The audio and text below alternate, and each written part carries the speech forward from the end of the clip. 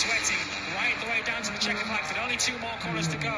But here Bastianini just needs to keep it smooth through turn 15 and only turn 16 to go for a hugely emotional victory, a historic occasion for the beast. Fingers crossed, Hector is closing, and now Bastianini's going to come out of the final corner. And now Bastianini surely on course for his famous victory.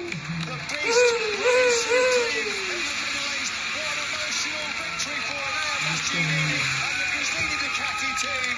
Emotional scenes now begun in that garage. Congratulations to Bastianini. He takes second for KTM. Paul Espargaro does indeed hang on for third spot. Aleix Espargaro takes fourth. Marc Marquez dropped back to fifth. Mir rounded out the top six. His friends Zarco